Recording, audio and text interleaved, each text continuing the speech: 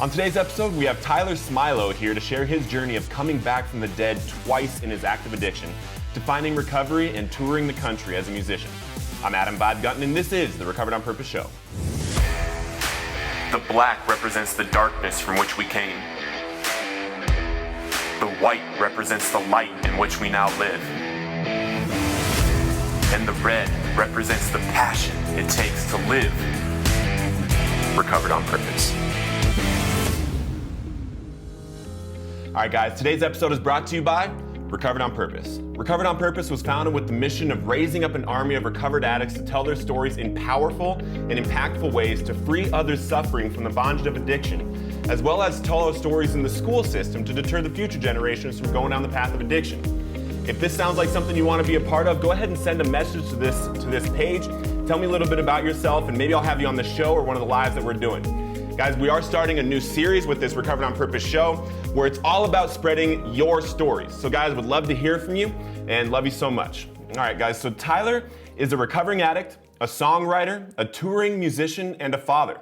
His mission for life and recovery is to live each day better than the last while adhering to spiritual principles in all his affairs. Tyler, thanks so much for being here, brother. Thanks for having me, Adam. What's up, man? What's up? Yeah, I'm really excited to hear. Obviously, you got introduced to me by Trevor, the guy who produces all this stuff. Guys, give it up for Trevor Hooster. As you see all these cameras and the lights and everything around here, guys, Trevor works his butt off to get this show out to you guys. So, and Trevor actually introduced Tyler and I. So I actually haven't heard Tyler's story yet. So I'm actually really excited to hear this. So Tyler, I know what's your sobriety date again? October 17th, 2018. So coming up on about 2.5 years clean. Awesome. It keeps getting better, dude. Awesome. So tell us about what your journey was like, because obviously I have in here that you came back from the dead twice in your active addiction. So what led you up to a point where that was even possible in your life? Well, yeah, I think back. I was thinking just the last couple of days about talking with you and what to say and what to bring up. And I think back to the roots of my addiction. You know, when it's all happening, you're not really paying attention to any of that stuff. And I'm thinking back, and I remember showing signs of an addict as like 12 or 13. And for me, it was with food. You know what I mean? My mom would go shopping and she'd pack up the pantry.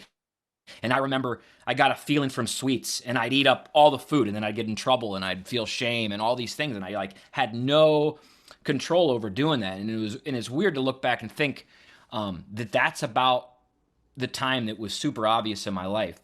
But for me, it got bad in my early 20s with heroin. And I was living in Pittsburgh at the time. I was going to the Art Institute of Pittsburgh. And I dropped out of college, and it was a progression from, party drugs like acid, mushrooms, drinking, to opiates, cocaine. And the next thing you know, I'm a full-blown heroin addict. I'm dropped out of high school or dropped out of college. I have no place to go. Everything I own is in a vehicle that they're looking for because I haven't paid on the vehicle in months. And it was like that for a few years. And it was definitely one of the lowest points of my life.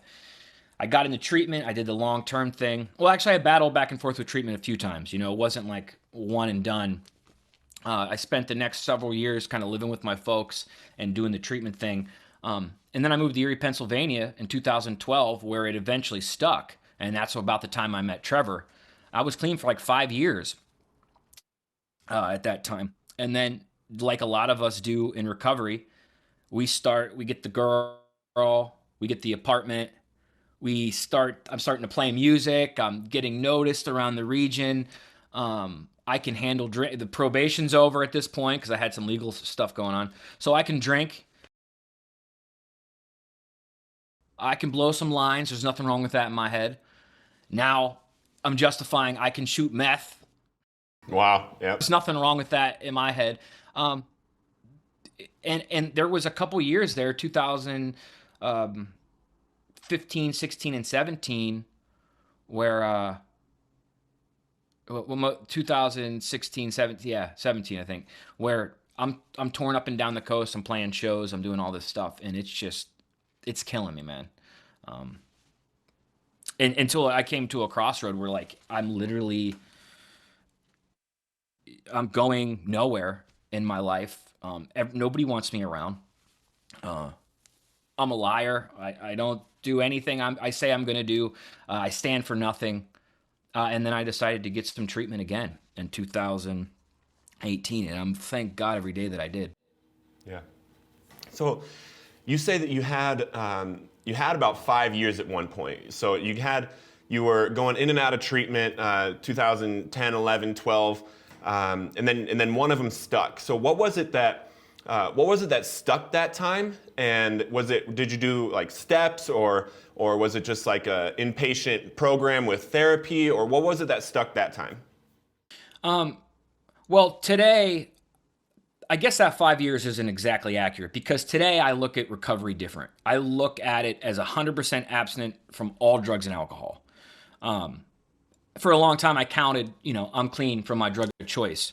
Yeah.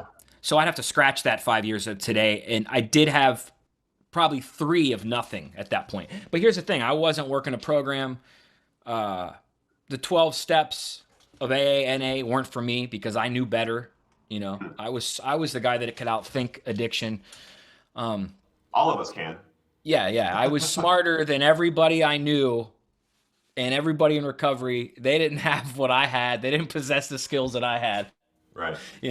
And that's the truth, man. My ego got the best of me on such a level that, like, looking back at it now, that level of denial is like painful. Because when I sobered up this last time in 2018, and I started working the steps, actually, all that bullshit started to crumble. And it was really painful to look at that for like the first year or so. And then that second year got a little bit better. And then as of 2021, my head space is like, I'm so thankful for where I'm at, and I'm so happy of the clarity that I have today. Yeah. But to answer your question, I got into some trouble. I did a little bit of jail time back in 2012. I went to county for 3 or so months. I was deemed homeless by the state of Pennsylvania because my folks were in Ohio. They were like, we want nothing to do with him until he gets his shit together. So they put me into a place called Cadenza, Erie. So I basically went from a jail to a long-term rehab. Didn't have anywhere to go, so they sent me to their halfway house. I lived there for several months and saved up for an apartment. And I did learn spiritual principles. I did learn the 12 steps or what to do, but I was not ready to actually do them. And then eventually, I did pretty well off of those things alone: the jail, the fear of going back to jail, the probation. I wanted to do good for my probation officer. But when all that stuff went away, I had a little bit of money saved up, and things were all right. I had no structure. I had no support system. I had no real spiritual change in my life. And that's what I try to do different now, Yeah. I love that. And something that back in 2013, probably right around pretty close to the time that you were doing all of this, I went down to Mexico and did something called Ibogaine. Have you heard of Ibogaine? Yeah, I've heard of it, and it's very intriguing to me. Yeah. So it's this like a root of a plant that just makes you go, it's psychedelic. And basically for like 36 or 48 hours, I was just in a bed. I went down there with a 2 to 3 gram a day heroin habit. And this drug, this Ibogaine, completely cures withdrawals. Like, I came out of that 36 to 48 hours and my withdrawals were completely gone. I had no cravings for opiates, none of that. But what I found was that right afterwards, I was smoking weed. I started microdosing acid for some reason. And these were things that I kind of picked up while I was down there at that Ibogaine treatment center. And then when I came back to Colorado, to the environment and all that, I had no program. I had no real support system of addicts or a fellowship of people that were working towards the same thing as me. So even though I was cured of the heroin addiction of that period of my life, within 4 to 6 months, I was smoking heroin again, and then within 3 months after that, I was shooting it again. So I believe that you're onto something with, it doesn't matter about if you get off of your drug of choice, right? Because we can recover from an active addiction to an actual drug, to a specific drug. But if we don't solve the real issue within us that's going on, then we're not going to be able to sustain a long-term life without either going back to our drug of choice or taking another drug of choice to the depths of that one. So I appreciate you bringing that up. So what did it look like? What was it that happened this time in 2018? That like it says here that you had 2 instances where you came back from the dead in your active addictions. What happened there?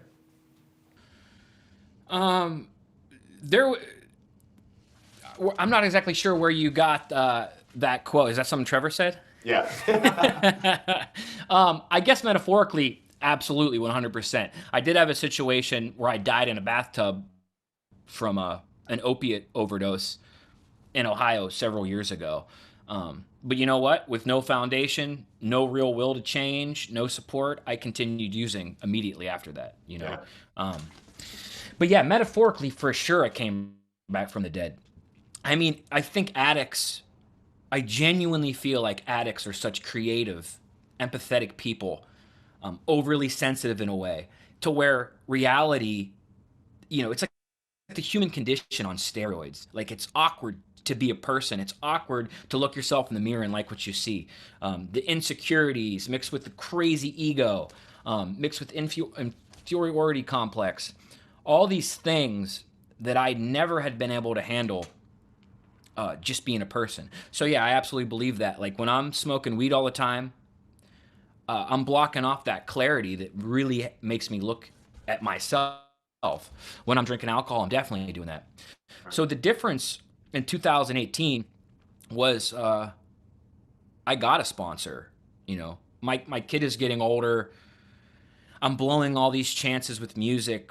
I burn a lot of bridges. I played shows where I was obviously high and geeked out on stage, and just looking back now, like, embarrassed, man. Like, I could see all that kind of, I had some clarity one day at that time, and I looked at the people around me, and I looked where I was choosing to be and what I was choosing to do with my time, and I just felt like there was something better for me in the world.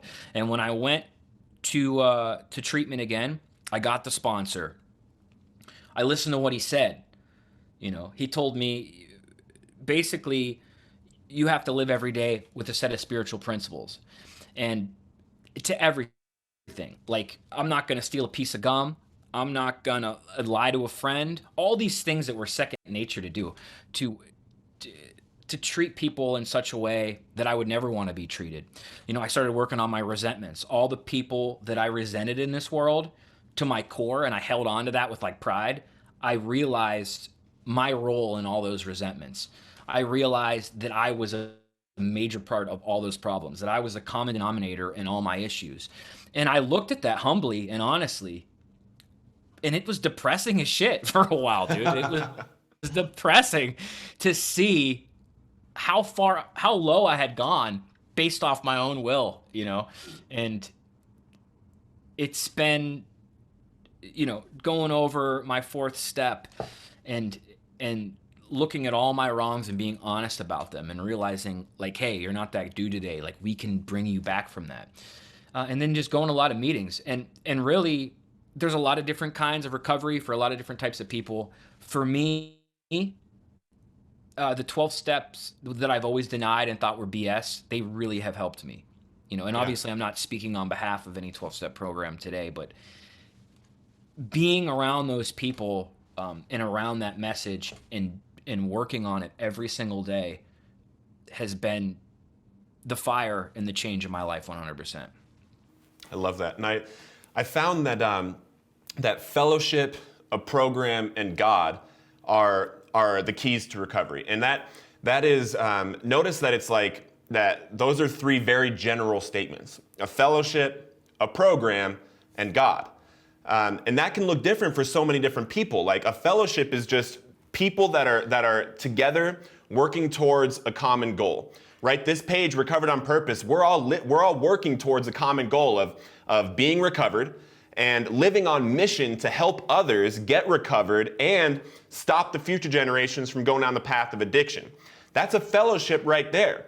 And then each person can have an individual program, right? You can do the 12 steps, you can do some kind of Christian program, or you can do, a Jewish program, or whatever it is that works best for you. And then I still don't understand. I know that there's people out there that say that they're doing it without God, getting clean without God. I don't understand how that's possible, because basically everybody that I know that has had the depths that I have gone to and the depths that a lot of addicts go to, most of everybody I've ever talked to has attributed it to God and then the fellowship and the program. But number one, God. So right after the break, guys, we're going to be talking about what it looks like to do the steps, how it looks to live a life after the recovery, and what it looks like to travel the country and be a musician. We'll see you right after the break, guys. All right, guys, today's episode is brought to you by Recovered on Purpose. Recovered on Purpose was founded with the mission of raising up an army of you to share your stories to help those suffering get freed from the bondage of addiction and to deter the future generations from going down the path of addiction. If this is you and you want to share your story on this platform, go ahead and send me a message right here on this page, and would love to talk to you and hear your story. Love you guys, and we'll see you right after break.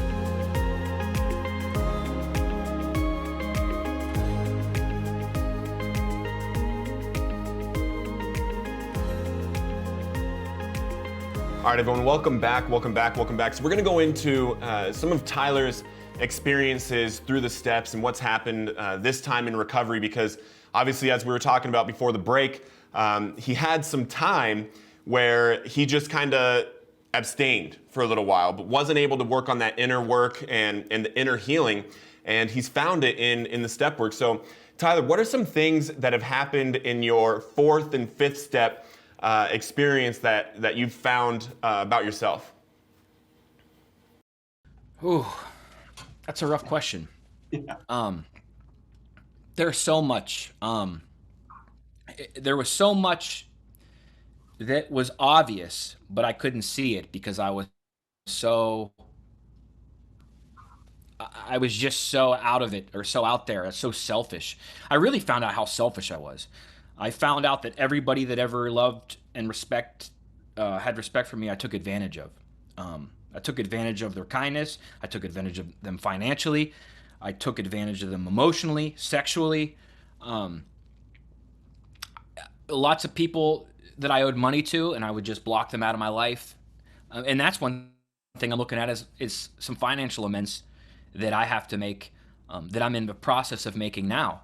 But these are all things that I have to look in the face. There's a couple police officers that I'm actually grateful for now. In the middle of the night on my birthday, my 30th birthday, I was blacked out on the opposite side of the road, bottle in my hand, after about a 3 or 4 day meth binge. I was drinking, and I don't really remember much of this, but apparently I immediately got violent with these cops. I kicked my boots at them. I was spitting at these cops. I was saying wildly inappropriate, vulgar things.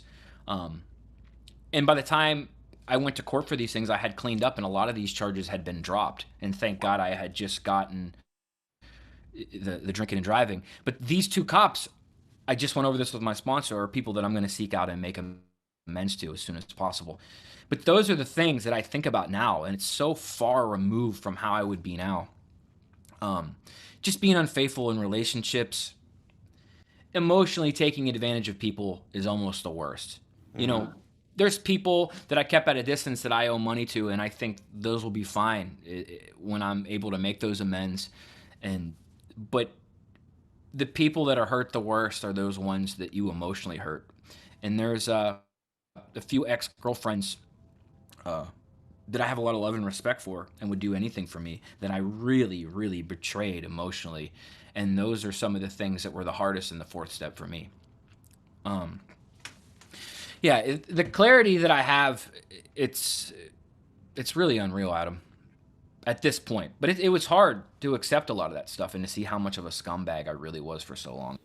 Yeah, and I think it says something in my literature not to do like morbid reflection, right? Like looking back and thinking too poorly about ourselves, because one of the ways that we're able to work in our recovery is to, like you were saying, look at the past head on, right? And we go and we make our amends in a way that cleans up what we did in the past, right? And what I've found with the amends process, a lot of people kind of sometimes look at amends incorrectly, right?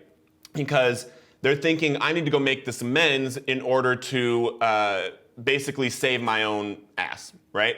But in reality, what we're doing is we're cleaning up what we did in the past to that person, right? We're not going there and saying like I was a scumbag because I was just a scumbag, like, and making excuses because we were an addict and that kind of stuff. But hey, I emotionally damaged you by lying to you, by cheating on you, by calling you in the middle of the night and asking you to come get me from this place because I couldn't drive, or whatever it was, those things that we actually did, and making amends for those, and then moving forward and not being that person anymore. So what kind of experiences have you had while making amends so far? I know that you're looking forward to the police amends. I actually have a sponsee, his first amends, because it was the one that he didn't want to do. So I was like, that's the first one. He actually walked into a police station and got the captain of the police station and told him, basically made amends to him on behalf of all the police that he's always hated, that he's even flipped off and gone down to different riots or whatever it was, and against the police. And and then this captain actually said the Our Father prayer with my sponsee, and it was cleaned up. So I encourage you, you're going to have an incredible time with those police. So what other experiences have you had in your amends process so far? Here's the thing about making amends. There's a few that I'm kind of going over with my sponsor now on how to actually do these things. I grew up in Ohio, lived in Pittsburgh. I lived in a lot of places, and I'm in Erie, Pennsylvania now. And this is a step that I'm currently working, step 9.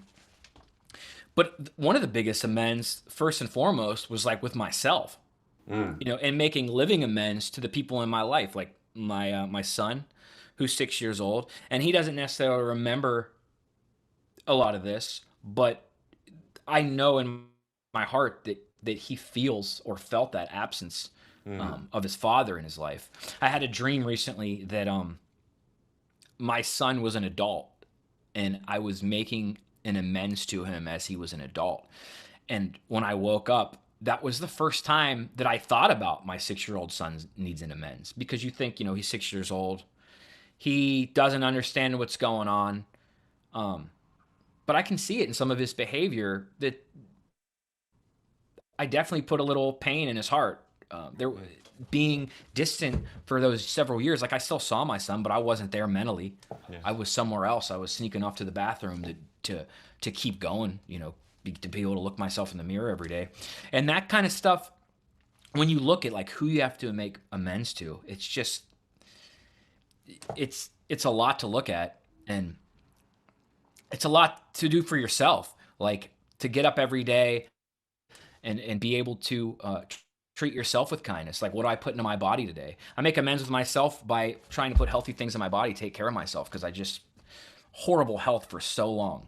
Yeah. Nothing but fast food and cigarettes and drugs, and my body was miserable, mentally, physically, emotionally. So those are all things I try to look at on a daily basis. But yeah, making amends to those cops, I really look forward to being able to do that, and hopefully, it shows them that like they are doing good in the world, and not everybody hates them. Amen.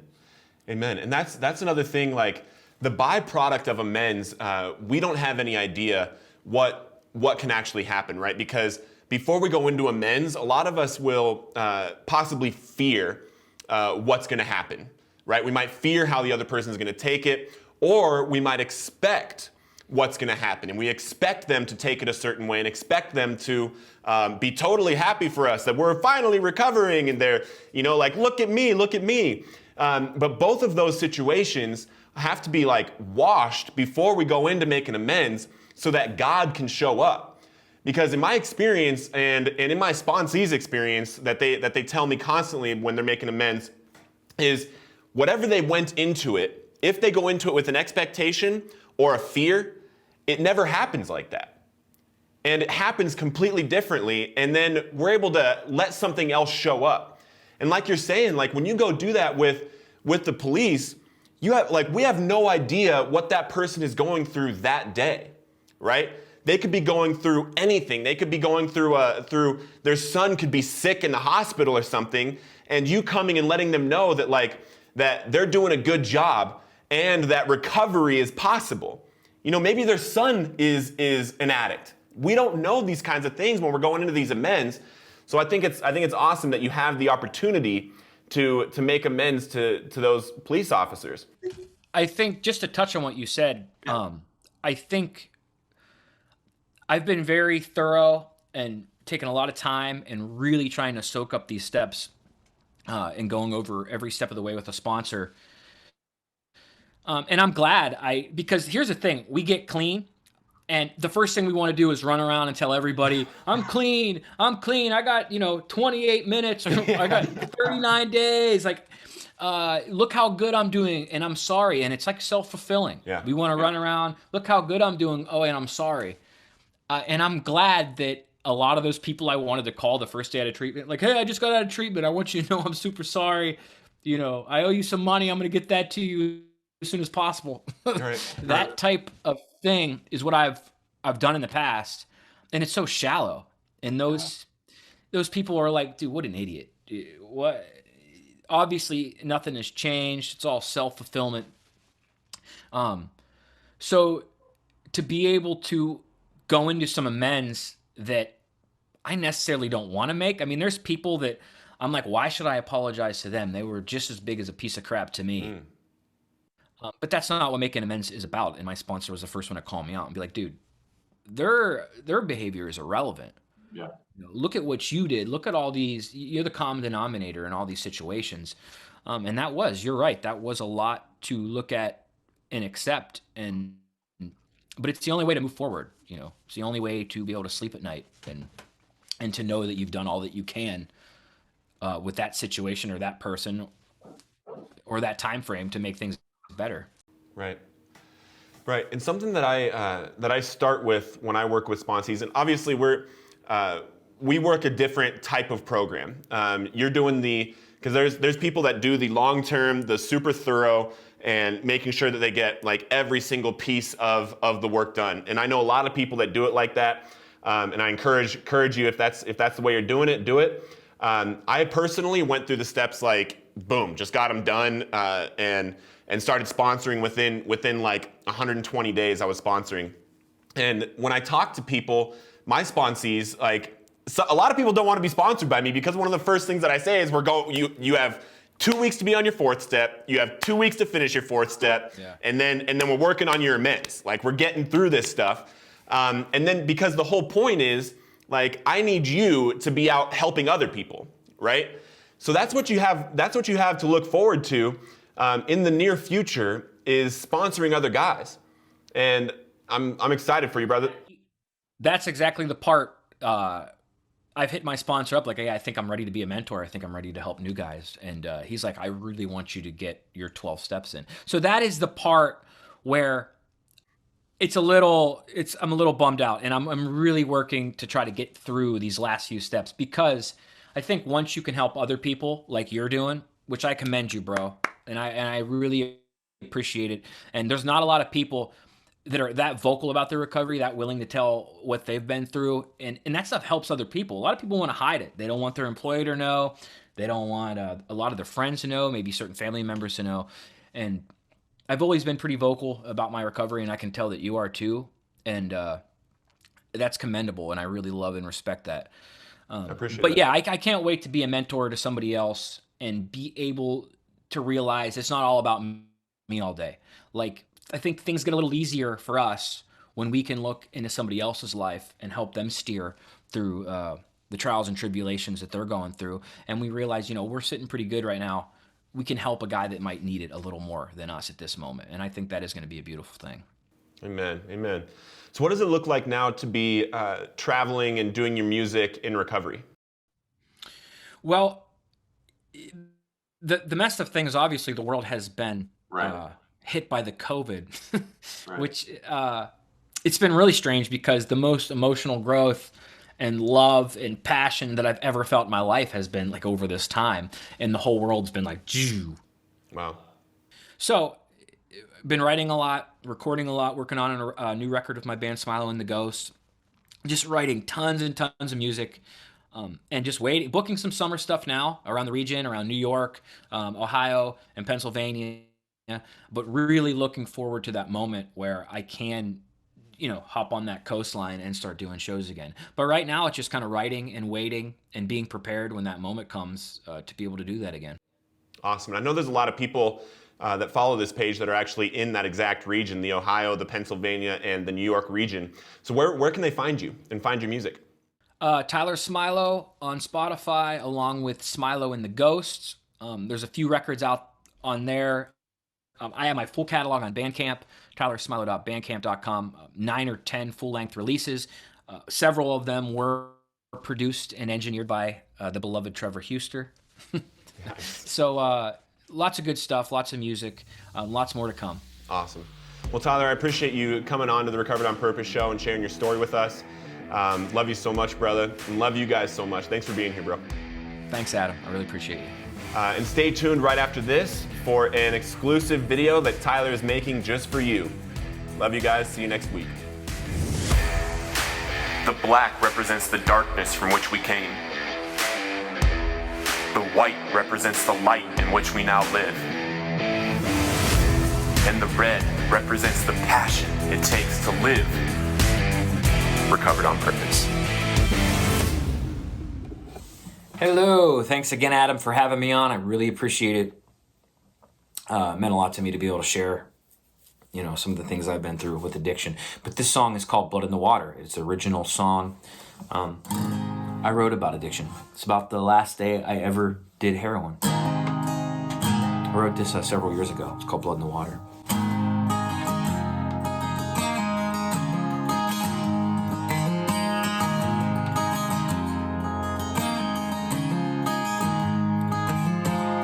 Woke up this morning in a bucket of rain, finding out that we're nothing yet without our pain.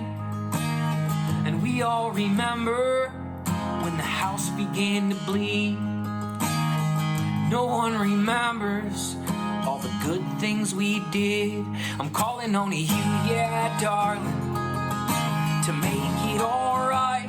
I'm calling on you, yeah, to make it okay. Man the ships, 'cause there's blood in the water. Yeah, I can't come back here, no, and ever again. And all these things that don't seem to matter, hell, I won't come back here, no, and ever again. Oh, I won't come back here.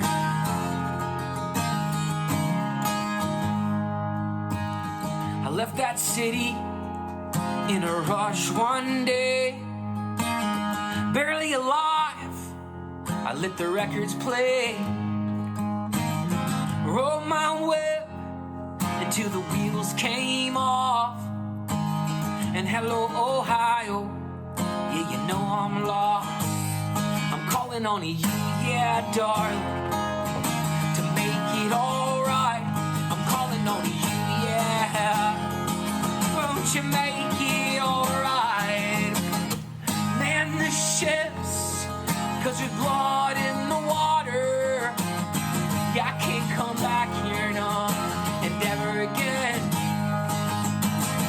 All those things that don't seem to matter, hell, I can't come back here, no, and never again. Oh, I won't come back here.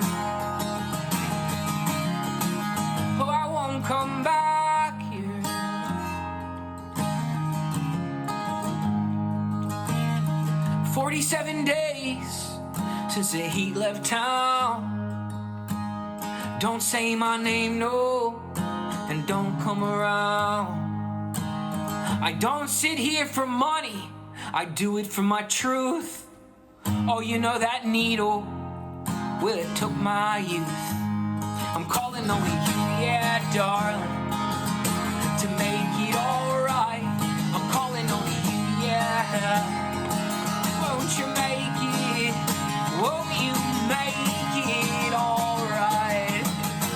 Man the ships, 'cause there's blood in the water.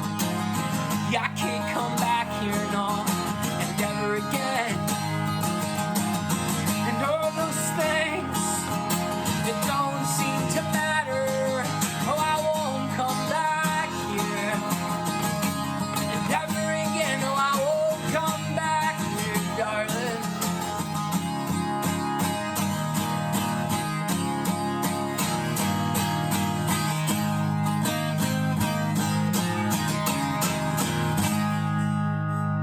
Have a beautiful day.